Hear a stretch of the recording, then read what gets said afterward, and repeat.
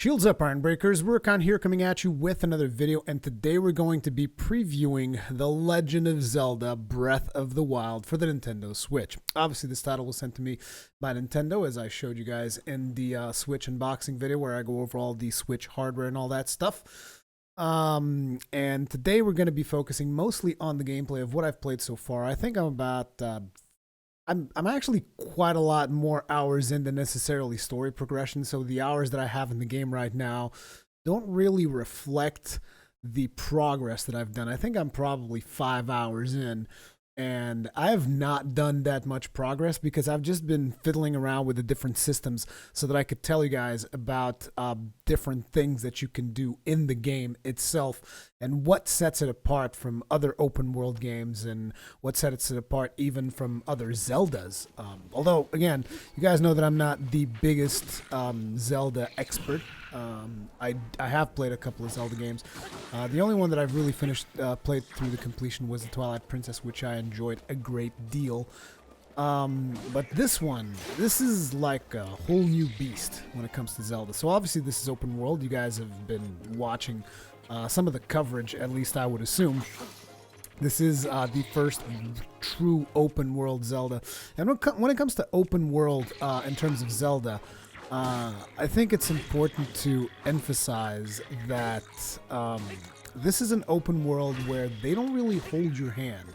The player is very much free to do whatever he wants, pretty much from the get-go. Even though there is, at the very start, there's a set of tasks that you kind of have to complete, otherwise you're not going to be able to exit the starter area. They do this so that, I understand the reason why they do this, it's so that you can get your initial powers, so that you can do things like move metallic objects or freeze stuff on the ground so that you can create platforms to walk through water. Or these are a couple of things that you're going to get very early on in the game. These are not spoilers at all. Trust me. It's like 5 minutes into the game, you'll have the magnetic power. 10 minutes into the game, you might have bombs or any of the other powers. But the reason why they do this stuff at the start of the game is basically they want to give you all of your tools early on and then just unleash you upon the world so that you can go and start discovering and figure out how all of these things play together. And in my opinion, that's kind of the way that I prefer it, because when usually Japanese games tend to over explain themselves a lot of times. I'm not saying that's the case for Zelda specifically, but I'm saying like in general Japanese games, particularly JRPGs, stuff like that, they tend to over explain themselves way too much. And in Zelda, it's the exact opposite. Like you're probably going to go in and you don't even know how to do something as simple as shield surfing. You might think, oh, they're going to explain how to shield surf to me later. Not really. I found out how to shield surf by reading a tooltip after I died.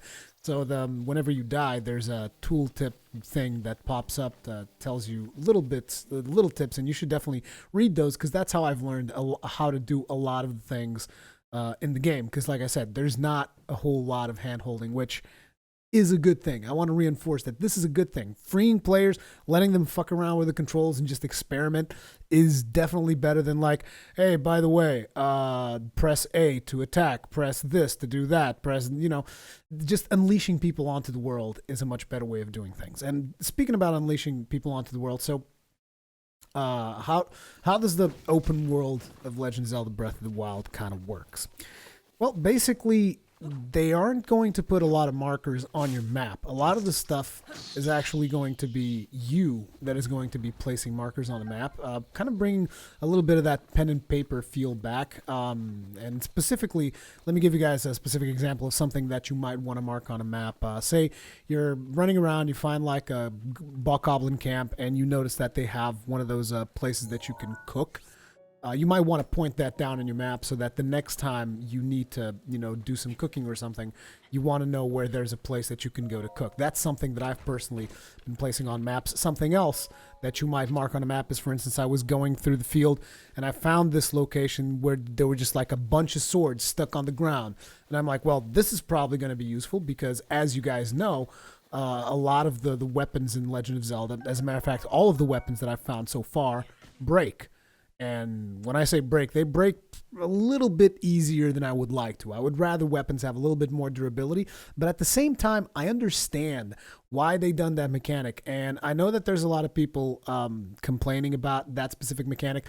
That like, oh man, why do weapons break so easily? What's the deal with that? And the reason is because they've programmed a lot of weapons into the game. And I kind of feel that they want players to experiment with them so that they see the advantage of each kind of weapon. Like, with spears, you're going to have reach. With axes, you're going to have like slow moving, slow arcing movements. With swords, you're going to be able to block and attack and do different things. And it's actually cool. Like, there's aspects of the mechanic that kind of bother me and kind of make me like, because like I will want to pick up weapons and swap weapons mid-combat, and sometimes there are things that like, okay, so I have my weapons bar full and I want to pick up a different weapon that fall on the ground. I have to throw a weapon away, which in the case of weapons is actually not that bad, but when it comes to shields, you actually have to go into your inventory, drop a shield so that you can pick up a new shield. And I kind of wish that stuff was a little bit more streamlined so that I wouldn't have to open my inventory as much. And while we're on the subject of weapons, there is a wide variety of weapons. I've even found like this warhammer that I really like a two-handed warhammer that actually dealt not the best of damage, like because like right now I have a weapon that deals a crap ton of damage. I think I went into this location that doesn't really follow the in-game progression, but like since they give you all the powers at the start, you can pretty much do a lot of the temple puzzles. So I just went into this random temple that I ran into, and I was like, holy crap, this is like not an easy temple right here. And by the time I got out of the temple, I had weapons that I was like, holy crap. Like, so I went from to give you guys an idea, I went from wielding clubs that dealt like 4 damage, and the best thing I had was probably something that dealt like 14 damage or something, and I came out of that temple with a two-handed sword that dealt like 50. It's just like, it kind of seems like maybe I shouldn't have been there. But either way, it was pretty much doable, because that's the thing, right? The freedom that they give you in this game is actually really, really surprising. And the lack of hand-holding is something that I appreciate, because I don't like it when games like try to push me too much down the line. Like in this, what they do is they tell you, like, look, here's your main quest.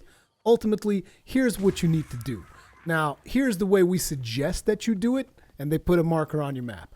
But like from here on out, you can do whatever the hell you want. You can go, I think all of the map is open. At least I haven't run into a location where it's like, oh, you can't go here because of reasons. I haven't seen any of that. Like, I might have seen places that I won't go to because you have those robotic guardians that look like little spiders, and those guys are really tough, and I don't know how I can kill them yet because my weapons don't seem to be very effective, and even throwing bombs and stuff or aiming at their eyes isn't really working. So I'm still avoiding those guys. So whenever I see those, I try to kind of like move away or go around them or sneak around them or something. But other than that, pretty much every other monsters I've been kind of fighting. And talking about combat, here's something that really surprised me in a very positive way. And that is, like, I had played the game in demos and stuff, but when you're playing the game and you're limited by 20 minutes at a time, it's very hard to get a grasp on these things. But now that I'm actually playing the game and I've gotten to see a lot more of it, the combat is not easy, which I was expecting this to be like, just go up to any monster, spam your attack button, destroy him, and you can do that for, your basic red buck goblins and stuff. But like when you start looking at other monsters, like you need to pay really good attention, because if you just distract yourself by even one bit, a monster can come up to you and just one-shot you. And I'm talking about, like, I've been one-shot in the 5 hours of gameplay that I've probably been one-shot over 20 times, I think. Yeah, probably 20 times that I've been one-shot, probably even more. And that's good. Like, it makes me happy that they didn't just make this easy. You actually have to fight your way through, and you have to get used to combat and actually become good at it, instead of just like, oh, I'm just going to go in here, spam my attack button. And in terms of combat, that's another thing. So like whenever you enter an area where there's probably going to be a fight and you can see your enemies and stuff like that, there's usually multiple ways that you can deal with a situation. Like, you can just go in, guns blazing, whatever. You can try to sneak around. As a matter of fact, there's even outfits that help you to sneak around if you want to go that route, even though I don't have enough rupees to buy those outfits yet. But there's outfits that help you with that. You have backstabs, which are called sneak strikes. If you're able to sneak up onto a monster and then you can attack them, deal a lot more damage. But it's like there are several ways of dealing with stuff. Like, you can push boulders on top of bokoblins. You guys probably seen that. You can make barrels close to them explode. You can even throw bombs. You can lure them. You can. There's this power which is I think it's called static. Basically, you can stop time. Stasis. It's called stasis. You can stop time on a certain object, and then you can whack it a couple of times, and the object gains momentum. So when time moves forward, you can, like, the object goes forward as well. So you can do this and throw barrels at like explosive barrels at your enemies, and throw boulders. You can do all kinds of crazy stuff that I really appreciated. And as a matter of fact, the amount of things you can do basically makes this also, besides being the first open world Zelda, and, like, you know, just like a complete departure from other Zeldas, it also makes this an incredible sandbox game. It's very sandboxy, and I think that you really have to play it to get it. It's not something that is easy to explain, because, like, all of the different things that you can interact with in the world, like set something on fire and then the fire spreads in a certain way, and if you put fire below you and you use your paraglider, that creates an updraft, because you guys know fire and gas and updraft and whatever. I'm not a physicist or whatever, but it's like basically that creates an updraft that you can use to climb up using your paraglider. But there's even more stuff. There's even more crazy stuff. Like, you can grab a leaf, for instance. You can use that to push enemies off of cliffs, or to, you know, there's going to be like rafts that have a sail. You can use that to make the raft move. You can also drop down trees to create bridges, because they will fall in the direction that kind of like you're cutting behind them, and then they fall forwards. So you can cut up a tree, it's going to form a bridge that'll allow you to cross the scenario to the other side. There's like so many different systems that I can't even begin to explain all of the crazy stuff that you can do. And it's very satisfying to be constantly experimenting. Again, I think that is yet another reason why there's this durability on weapons thing. Nintendo doesn't want you to just focus on, like, okay, I got this weapon, I know how to use it, I can kill pretty much anything with it, so I'm just going to use this one weapon and boom, done. They don't want your experience to be like that. They want you to kind of, like, you know, think a little bit and figure out different ways of engagement, and it's fun. The experimentation that you get to do with all these different things is really fun. Like, you can even take over a bokoblin camp by making them run away because you shot like a beehive, and the bees come out and they start like harassing them, and it's there's just a lot of really cool stuff. Now, in terms of visuals, the game has that striking art style that you guys have seen, that you guys should be seeing with a couple of gameplay sections that I will show in this video. The art style is really striking. The game, when it's in motion, it feels really nice. Ultimately, it's not the best looking game in the world, because, you know, when you get right down to it, through resolution and jagging and all this other stuff, there is some of that stuff in there. But it's just like, in terms of sheer art style, this game is downright beautiful, and the animations are great. And the fact that there's a lot of physics in the world is also really good. So, like, for instance, if you're using a two-handed weapon, usually your second hit on an enemy, depending on how tough the enemy is, I'm talking like your regular bokoblins or whatever, or maybe even the blue bokoblins, which are slightly stronger. When you get your second hit in there, what's going to happen is usually it's going to trigger ragdoll animation, because you have a really heavy weapon.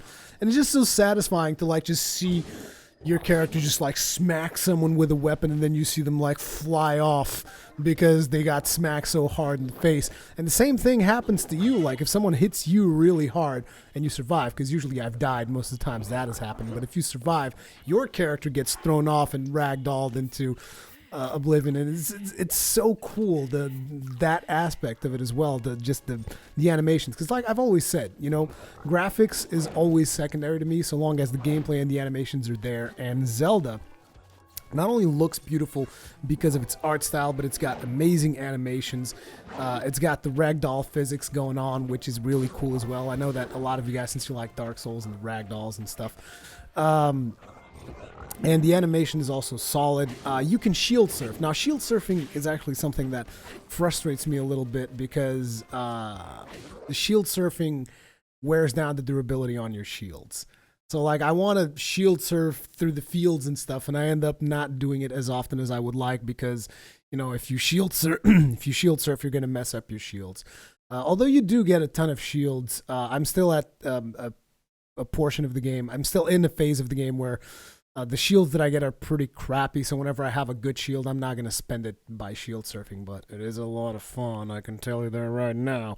I've broken a lot of shields by shield surfing, and it's just a blast. In fact, the game so far has just been a lot of fun, and I've been enjoying it quite a bit. If you have the slightest bit of interest in Zelda, I have no problems at all recommending it to you. You might be wondering which versions should I get. Should I get the Switch version? Should I buy the Switch for Zelda? And it's like, ultimately, the Wii U version is going to be just fine because I've already played the demo of the Wii U version. It's not that different from the Switch version from what I can tell. So either versions of the game are going to be pretty damn good. However, if you're going to get the Switch, obviously get the Switch version because you're going to be able to take it with you. And the game on the screen, oh god, if you guys remember, I was talking to you guys about the pixel density of the Switch screen, and Zelda just looks so good on that Switch screen. It's insane. Like, you guys have to see it. You basically have to hold it in your hands. Like, I would advise you go to like a retailer or something that is showcasing the Switch and just see Zelda running in that screen. And you will see why it doesn't matter that screen is 720p, because the pixel density is so good at the size of that screen that you don't need any more resolution. Trust me on that. So yeah, I'm enjoying Zelda quite a bit. In terms of the whole weapons breaking thing, some people might be wondering, but how scarce are the weapons? You don't have to worry about getting weapons because usually when are you going to basically when are you going to wear down your weapons? When you're in combat. If you're fighting something, there's a big chance whatever you're fighting has a weapon. And usually in most camps there's going to be, I mean, maybe not at the very start of the game, but the more you progress into the game, in most camps you're going to find that there might be a champion monster there. So as you kill that one, he's usually going to have a pretty good weapon. So by the time you break the weapon that you have, the good weapon that you have, you're going to be finding a replacement for it, so long as you're breaking your weapons in combat. If you're breaking your weapons by swinging against trees or whatever, then hey, that's not my fault. But you have woodcutter axes for that if you want to chop down trees. So there you go. But yeah, ultimately that's all I'm going to say for now in regards to Zelda. I'm enjoying it quite a bit, and I'm recommending it based on what I've played of it so far. I have no problems. I'm going to be playing it some more, and obviously I'm going to be live streaming it once the embargo lifts, or maybe later. I don't know exactly what the situation is going to be with that. We shall see, because yeah, there's a couple of more things. Basically, I don't know if I'm going to be able to stream this on the embargo date or not. We shall see. But if not, I will live stream it later down the line to show you guys what Zelda Breath of the Wild is all about. I'm not sure about a full Let's Play because there's just so much to explore in this game that I kind of feel like I would get lost, basically, which is what I tend to do in open world games. I just like getting lost in the world and just exploring and stuff. And this is a very good way of doing it. But again, just to kind of reinforce the idea, because I know a lot of people are going to be wondering about this, what sets it apart, right? What sets this particular game apart from all the other open worlds and Zelda's as well is the sandbox nature of it, the amount of experimentation that you can do. Like, to give you an idea, you're gonna get the magnesis power, and the magnesis power allows you to pick up metallic objects. You can basically engage enemies by picking up a large metal box if there's metal close to them and dropping it on top of their heads, and they're going to die because they're going to get crushed because there's physics. in the game. You can create a catapult using like a metal slab that you can pick up off the floor. You can cut down a tree, and then you put the slab on top of the tree, and then you grab a metal rock. You can drop that on top of the slab, and basically you catapult yourself upwards. That's something that you can do because, again, of the multiple systems the game has on it. That's the thing. It's got this really cool sandbox that allows you to experiment multiple ways of engaging your enemies, and that's always fun, trying to figure out new ways, from blowing them up to dropping stuff on top of them to throwing your weapon at them if you have a good spear. Spears are really good for throwing and deal a significant amount of damage. You also have special attacks pretty much for every weapon. If you hold down your attack button, you're going to do something. I mean, the special attacks in a lot of the weapons are kind of the same, but you know, it provides a little bit of variety to the combat. You're also able to do plunging attacks, so like you can swoop into your enemies with the paraglider and then press the attack button, and your character's going to do a plunging attack from the top, and when you land, he actually deals AoE damage. So again, there's like tons and tons of ways to tackle this world. And the other thing that really sets it apart, beyond the sandbox thing, is the complete and utter lack of hand-holding and just freeing you onto the world, like to the point where they're not going to mark stuff on the map for you. I mean, they're going to mark a couple of things, but most of the stuff is like, say you're going past a shrine, right? Because you guys know the shrines is where you go, you do puzzles, and you receive these orbs that then you can level up, stuff like that. But you're going past the shrine. If you go close enough to the shrine, they will mark it in the map for you. But like, say you want to find one of those towers, right? One of the Sheikah towers that kind of reveals the map and stuff. Best way to do it is go up to a high spot and then put on your binoculars, which you have, which I think you use the Sheikah slate to see far away or whatever. I like to call those binocs. So you pull out your binocs and then you like place a pin on the specific location that you want to go to, and then that will show up on the map. But like, it's mostly you putting stuff on the map. It's you discovering things that you want to do, beyond just the main quest, instead of them just telling you, hey, go do this because do this. It's like, hey, you don't want to do that? Don't do that. As a matter of fact, I think you can pretty much go and try to beat the game from the start. I think. Not 100% sure. Not even sure if I should be talking about that, but I think you can try to do that if you want. But you're probably going to get your ass kicked, which is cool. Again, they just give you the freedom to do whatever the hell you want, and it feels great, you know? And that's what sets it apart. Freedom, sandbox, and fun. Lots and lots of fun. So yeah, if you guys enjoyed the video, make sure to hit that like button. Helps out a lot. If you're new, subscribe so that you're always notified whenever I put up a video, whenever I'm live streaming. And as always, leave me all your comments, feedback, all the kinds of good stuff in the comment section below. I do read through those. I always read through those. I think sometimes people think I don't.